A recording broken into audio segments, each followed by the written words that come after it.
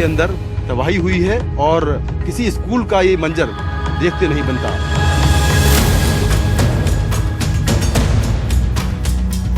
कल जिस तरह से यहाँ हिंसा हुई है उसका नज़ारा अभी भी देखने को मिल रहा है और आप देख सकते हैं जो ट्रक हैं वो अभी भी जल रहे हैं। सारी फैसिलिटीज़ के अलावा यहाँ रिजॉर्ट्स भी थे, रेस्टोरेंट भी था, बार भी था, लेकिन अब कुछ नहीं बचा है।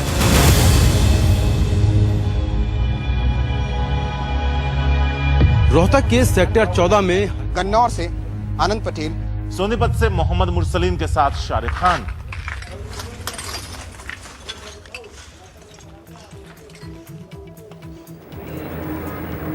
नमस्कार, मैं हूं शाहरुख खान और हरियाणा में भड़की आग पर हमारा खास कार्यक्रम आप देख रहे हैं। सबसे पहले बात, हरियाणा में आरक्षण की आग को भड़के 4 दिन हो गए और उसके बावजूद उत्तर भारत का संपर्क दिल्ली से लगातार कटा हुआ है। रेलवे ट्रैक की मरम्मत कर हालात को सामान्य बनाने की कोशिश की जा रही है। राजलूगढ़ी जो गन्नौर के पास है, वहां मालगाड़ी के 2 इंजनों और साथ ही 5 डब्बों को आग के हवाले कर दिया गया।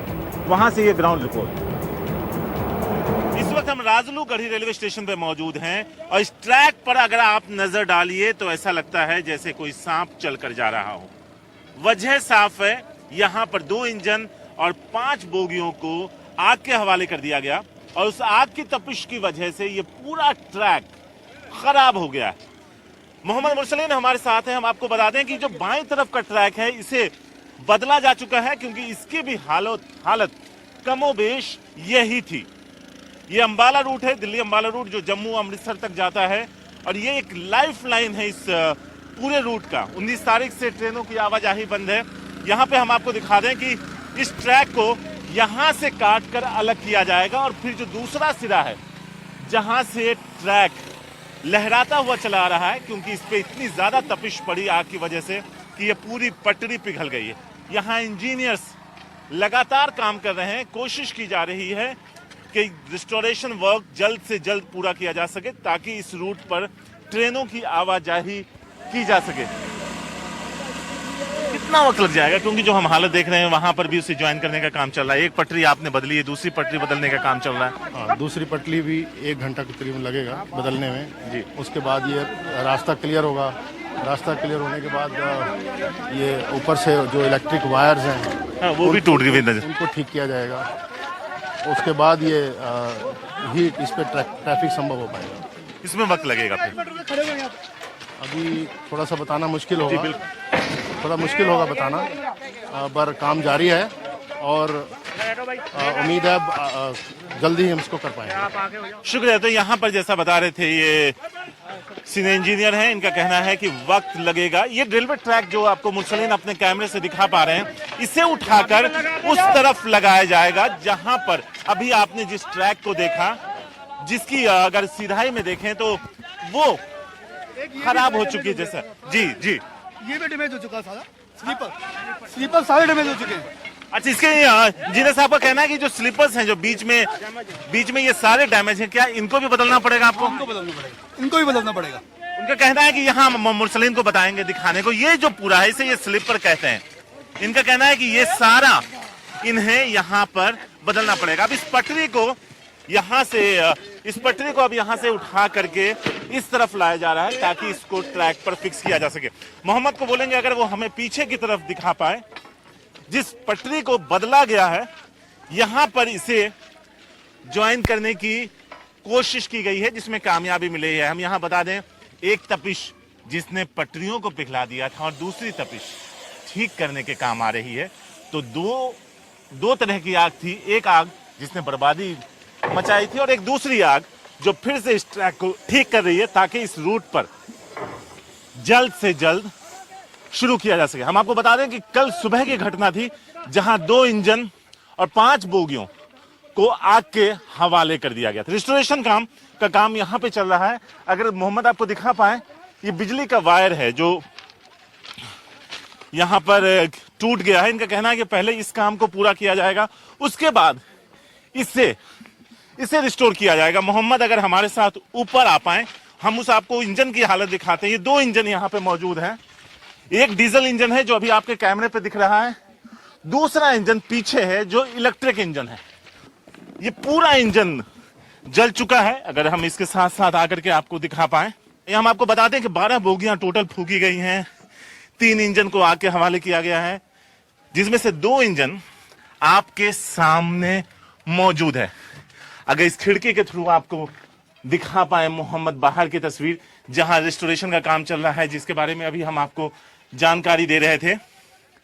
और अंदर की हालत कम भयावह नहीं है। जो जाट आंदोलनकारी हैं उनका यहां पर तांडव नजर आया, आग के हवाले कर दिया गया। इस सारे रूट पे अगर हम बात करें तो इस रूट पे किसी तरह की आवाजाही अभी तक नहीं हो पा रही है। एक दूसरा इंजन है, अगर हम इधर से देख पाए, अगर हम इधर से उतर पाए, यहां पर की जो अगर हम हालत की बात करें तो दिक्कत यहां पे बैटरी पर अगर आप नजर डालिए तो यहां पे भी इन बैटरियों को भी जलाकर खाक कर दिया गया है। इस पूरे इंजन की हालत। डीजल टैंक इसमें कहां पर होता है? अच्छा, ये डीजल टैंक है जिसमें आपको आग नजर आ रहा है।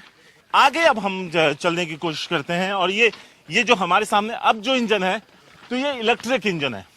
यहां की तस्वीर पे अगर आप नजर डालिए तो यहां अंदर कुछ भी बचा हुआ नजर नहीं आ रहा है। ये ट्रेन का इंजन है। हम आपको बता दें कि ये इलेक्ट्रिक ट्रेन है, उसका ये पूरा इंजन है। और ये जो सीट आप देख रहे हैं ये उस इंजन के ड्राइवर की सीट है, जिसमें अब सिवाय लोहे के कुछ भी नहीं बचा है। इधर अगर नजर डालें तो इधर की भी हालत कमोबेश एक जैसी है। हम ट्रैक करके आपको दिखाने की कोशिश करते हैं। यहां से लेकर दूसरे छोर तक हर तरफ कोयला ही कोयला, काला ही काला सब कुछ नजर आ रहा है। इस आंदोलन के हिंसक होने के बाद इस तरह के तबाही के निशान साफ तौर पर देखे जा सकते हैं। तो यहां पर रिस्टोरेशन काम शुरू है, लेकिन अब इसमें बता पाना थोड़ा मुश्किल होगा क्योंकि ट्रैक भी तपिश की वजह से, जो आग लगाई गई थी उसकी वजह से पिघल गई है।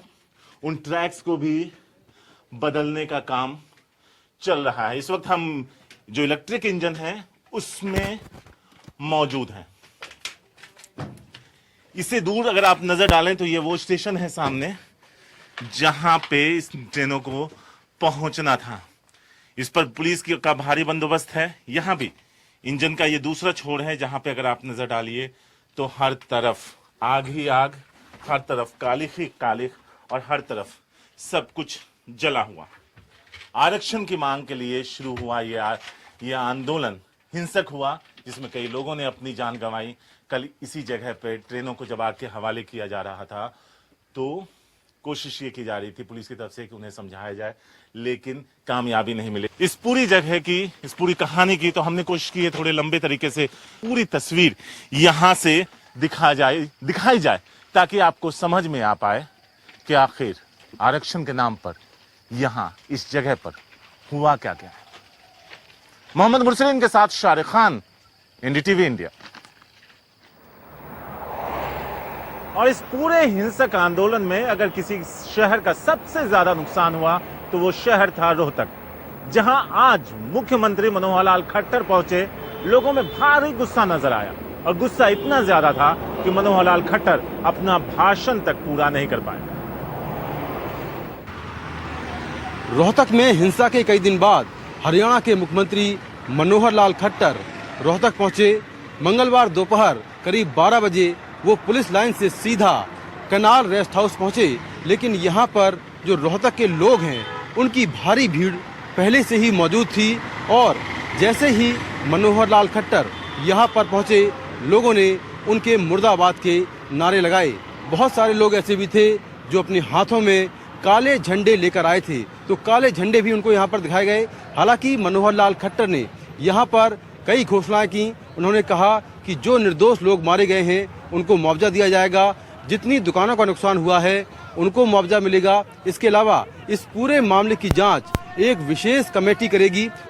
आपको सरकार की ओर से आश्वासन देता हूं कि जिस किसी का जितना भी नुकसान हुआ है उसकी पूरी भरपाई की जाएगी, उसमें कहीं कोताही नहीं बरती जाएगी। तो इस तरह की तमाम जो घोषणाएं हैं वो उन्होंने की, लेकिन इसके बाद भी जिस तरह से रोहतक में बर्बादी हुई है, दुकानों में लूट हुई है, आगजनी हुई है, उसको लेकर जो स्थानीय लोग हैं वो काफी गुस्से में थे। उनका ये कहना है कि करीब 3 दिन तक यहाँ पर कोई भी पुलिसकर्मी पूरे शहर में मौजूद नहीं था, तो इसको लेकर काफी गुस्सा था। और हालांकि जो मनोहर लाल खट्टर हैं उनको पूरे शहर का दौरा करना था, लेकिन जिस तरह से भीड़ ने अपना गुस्सा दिखाया उसके बाद वो सीधा यहाँ से वापस पुलिस लाइन गए और फिर वापस यहाँ से लौट गए। तो मनोहर लाल खट्टर ने रोहतक का दौरा किया, लेकिन जो भीड़ का गुस्सा था उसके चलते वो शहर का दौरा नहीं कर पाए। रोहतक शहर की अगर हम बात करें तो हर तरफ तबाही के निशान साफ देखे जा सकते हैं। कई दुकानें, कई शोरूम जलकर खाक हो गए और उनमें एक शोरूम था हुंडई कार का, जहां पहुंचे हमारे संवाददाता मुकेश सिंह सेंगर। रोहतक में हुंडई का शोरूम भी जलकर खाक हो गया है। ये शोरूम जींद बाईपास पर है और आप देखें कि पूरा जो शोरूम है ये जलकर खाक हो गया है और जो गाड़ियां खड़ी थी यहाँ पर, नई गाड़ियां खड़ी थी, उनके कंकाल बचे हैं। तो कुछ गाड़ियां जो इसकी वर्कशॉप है उसमें पीछे खड़ी हुई हैं और बहुत सारी गाड़ियां शोरूम में ये बाहर खड़ी हुई थी। जो नई गाड़ियां थी ये सभी गाड़ियां जलकर खाक हो गई हैं। शोरूम के मालिक मेरे साथ अमित जैन जी हैं, उनसे हम बात करेंगे। अमित जी, ये अटैक कैसे हुआ और कितनी आपकी प्रॉपर्टी डैमेज हुई है, कुछ इसका अंदाजा लगाया आपने? अभी तक हमने कोई अंदाजा नहीं लगाया हमारी कितनी प्रॉपर्टी डैमेज हुई है, बिकॉज हमारा सब कुछ सिस्टम्स और सारा डाटा वगैरह सब कुछ जल के खाक हो गया है। जी। तो हम अभी लगाने की कोशिश करेंगे कि कितने का हमारा नुकसान हुआ है, पूरा हम उसको डिटेल में देखेंगे, पर अभी तक हमारे पास कोई भी आइडिया नहीं है उसका। और ये अटैक कब हुआ और कैसे क्या हुआ? क्या आपके समय कोई गार्ड वगैरह मौजूद थे? हमारे यहाँ पर गार्ड मौजूद थे, वो अब हॉस्पिटल में एडमिट है, उनके सर फोड़ दिए गए हैं। उसके बाद शनिवार को पता लगा है कि शनिवार को करीबन दोपहर में ये हादसा हुआ है। तो कितने लोग यहाँ पर आए थे, कैसे अटैक हुआ? अभी हमें उसके बारे में कुछ नहीं पता, हमारे गार्ड स्टेटमेंट देने के लायक नहीं है। अच्छा। तो आप देखें कि जो पूरा हुंडई का शोरूम है ये पूरा जलकर खाक हो गया है। अमित, जिस तरह से ये पूरी घटना हुई है, पूरे रोहतक में तमाम दुकानें, होटल्स, मॉल्स जला दिए गए हैं, क्या कोई यहाँ पर अब इन्वेस्टमेंट करेगा या आप सोच रहे हैं कि दोबारा से शोरूम को खड़ा कर पाएंगे आप? हमें सोचना पड़ेगा, अभी हम उसी सोच में है कि हम दोबारा से यहाँ पर काम करें। अगर करें भी तो ये नहीं पता कि 1 साल बाद या 6 महीने बाद फिर से अगर इस तरह का हादसा होगा तो सरकार की क्या सिक्योरिटी है हमारे लिए।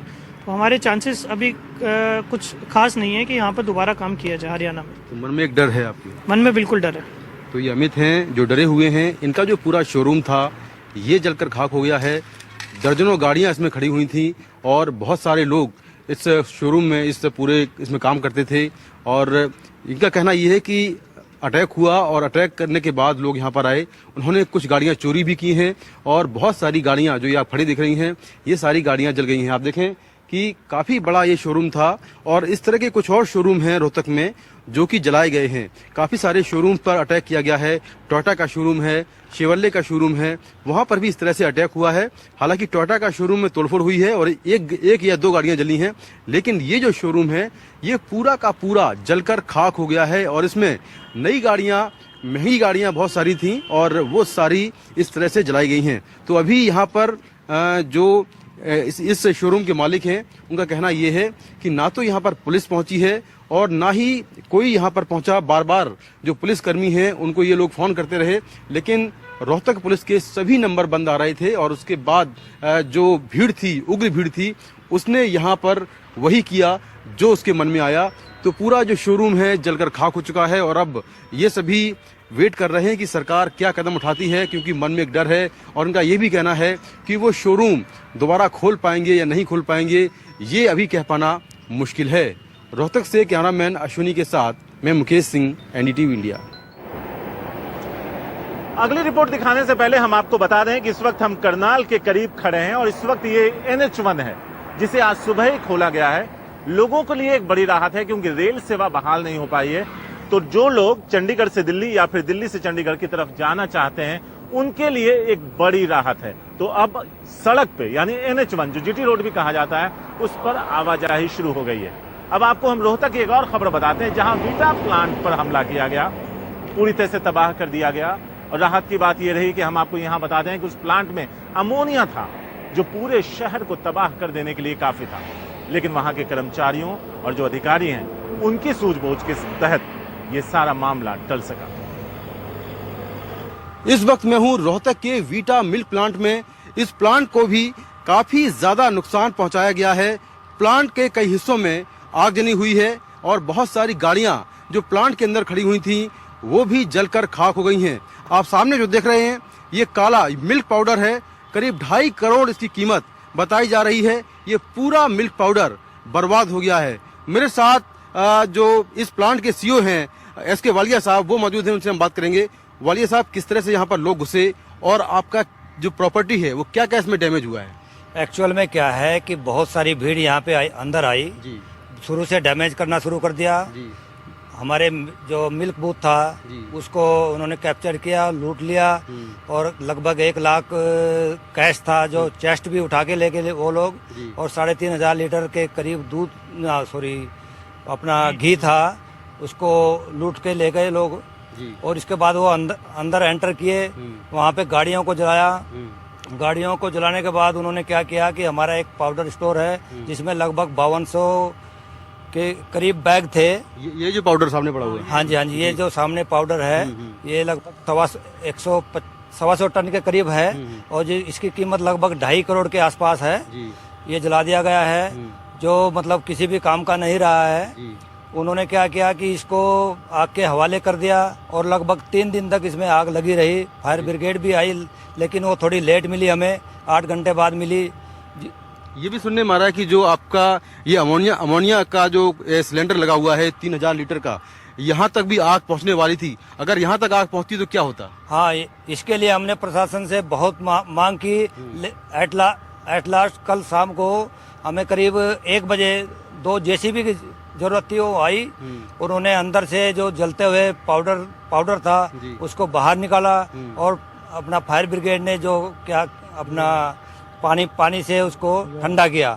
तो जब जाके वो अपना जो अमोनिया गैस प्लांट है उसकी बचाव हो सका। इस प्लांट में काफी ज्यादा डैमेज हो गया है। यहाँ से घी, दूध बड़ी मात्रा में चोरी हुआ है। इसके साथ में जो कैश था वो भी चोरी हुआ और यहाँ के जो कर्मचारी मौजूद थे उनके साथ मारपीट हुई। रोहतक से कैमरामैन अश्विनी के साथ में मुकेश सिंह, NDTV इंडिया। अब बात सांसद राजकुमार सैनी की, जो अपने बयानों की वजह से विवादों में रहे और उन पर कई आरोप लगे कि उनके बयानों की वजह से ही ये सारा हंगामा खड़ा हुआ। लेकिन आज फिर उन्होंने कहा कि अगर लाठी के दम पर ही आरक्षण मिलना है तो आरक्षण सबको दे दिया जाए। अपने ऊपर लगे आरोपों से इनकार किया और कहा इस पूरे दंगे और इस पूरे हंगामे के पीछे अगर कोई किसी का हाथ है और कोई जिम्मेदार है तो वो है भूपेंद्र सिंह हुड्डा। ये जो पूरा विवाद हुआ है और जिस तरह से हिंसक आंदोलन हो चला है, कई तरह के आरोप आपके ऊपर भी लगे हैं कि जो आपके बयान चले हैं सोशल मीडिया पर, व्हाट्सएप पर, इन तमाम चीज़ों ने जो है आग में घी डालने का काम किया। इस पर आपकी क्या सफाई है? अगर एक भी मेरे बयान को जब से सुप्रीम कोर्ट ने जाट आरक्षण को निरस्त किया था और टिल टाइम तक, उस दिन से लेके आज तक मेरा एक ही बयान है कि ये आरक्षण अगर इस प्रकार से दिया जाना है कि जहां पर किसी ने वीकर सेक्शन की बात कही, किसी ने कुछ बात करी, मेरा मानना है कि जब तक इस आरक्षण को 36 की 36 बरादरी को संख्या के ऊपर आधारित जो है ना परसेंटेज के हिसाब से नहीं बांटा जाता, तब तक ये आग लगी रहेगी देश के अंदर। आज इस व्यक्ति ने डंडा उठाया है, कल कोई और आदमी डंडा उठा के बैठ जाएगा। आपने कानून व्यवस्था की बात की, मगर हरियाणा में तो आपकी ही पार्टी की सरकार है, केंद्र में भी आपकी पार्टी की सरकार है, तो क्या आप मानते हैं कि जो सरकार है वो वहाँ पर लॉ एंड ऑर्डर को सुधारने में विफल रही? मैं सिर्फ उस बात को कहूँगा कि एक षड्यंत्र था बहुत बड़ा जो 2009 में भूपेंद्र सिंह हुड्डा ने रचा था कि गरीब तबका, कांग्रेस का हाथ गरीब के साथ, इस मुहावरे से जो है ना, जो कांग्रेस के साथ लोग जुड़े हुए हैं तो वो तो है ही हैं कि मैं जाटों को आरक्षण की बोटी डाल करके और जाटों को अपने साथ जोड़ लूंगा। तो इस प्रकार से वो 10 साल इस्तेमाल कर भी गया, लेकिन जो परंपरा डाल गया वो देश के पूरे प्रजातंत्र को के अस्मिता को खतरे में डाल गया।